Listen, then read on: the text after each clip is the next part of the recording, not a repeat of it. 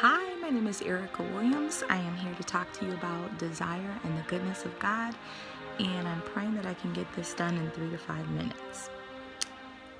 I recently read a book this past week called Addiction and Grace by Gerald May, MD, and I'm tasked with discussing some terms with you and defining what my definition is of those and giving an overview of the book.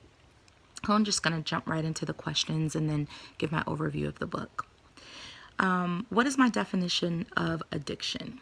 I want to just start with a quote from the book. Addiction is a self-defeating force that abuses our freedom and makes us do things we really don't want to do. That was on page 3, and I agree with that. I would add that it often, that thing that we're addicted to often becomes our idol. Or obsession, and it rules over our life to the point that we add worship or worthship to that thing over God, who is really supposed to only receive our worship or our worthship. In my opinion, addiction is an obsession, or it's an obsessive grasp to something that provides an individual with pleasure and gratification to the point that they repeatedly return to it.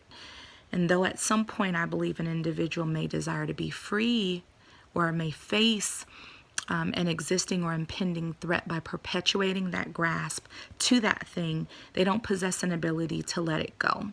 And the inability to let go leads to what I would call the next question. What is your definition of bondage? Bondage describes an individual's inability to be free. It describes an enslavement, in my opinion. And again, though they want to be free, or they may sense a need to be free, they don't possess the keys or the ability to release themselves from what they have attached to themselves, or in essence, attached itself to them. Without the key, and in my opinion, the key is grace, they'll never be set free from the dominance and bondage of sin. Sin has ultimately become their master. So what is recovery? My definition of recovery, after accepting the key, which is the grace to be free from bondage and living free from the attachment of or pleasure derived from that originally had an individual bound, I believe recovery is experienced. And I believe that recovery is what an individual regains from being free from addiction and bondage. Essentially, I believe that an individual recovers their ability to experience freedom and the love of God in their lives, which I believe is the ultimate or the initial state that God desired for humanity to be in.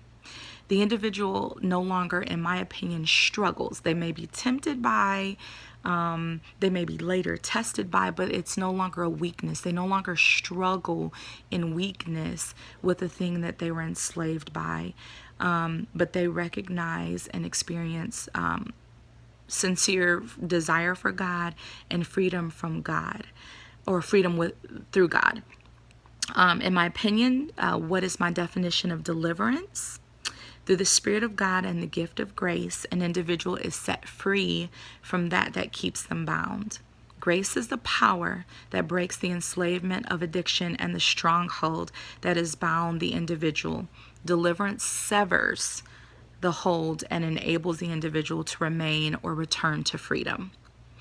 Good introduction to the foundational terms of addiction in this book and what I would call spiritual warfare. I think the book provided a general understanding of what it takes or what takes place in the inception of addiction and bondage, which is extremely important if we're to adequately trace back the root of our addiction and bondage and where it came from. I ultimately believe, and this book kind of, I think, had that underlying message, that the reality is that the absence of God can cause us to cling to some things that He never desired or intended for us to cling to, all because we're seeking ways to fill a God-sized void in our lives. I have known several individuals who have recovered from addiction and been delivered from some form of bondage. Though I grew up in a church that never really engaged on one-on-one confrontation with sin and the bondage of sin, or discuss how to ultimately walk in freedom or be free from the bondage of sin, my current church that I attend and minister at does definitely make recovery and deliverance a priority. In fact, within the last 3 years, I've been exposed to deliverance ministry as an active ministry, including going through deliverance myself, where I've renounced generational curses, demonic strongholds, and canceled the assignment of the enemy in my life as well as my family. Through the power given to me through the Holy Spirit, I've personally experienced and witnessed significant recovery in my life through the grace of God, through deliverance and freedom from the bondage of sin. It's not only a priority, but it is the mission and the ultimate assignment of our church. And we do experience spiritual warfare that takes place weekly in our gatherings, and I'm thankful for it. Thanks for listening.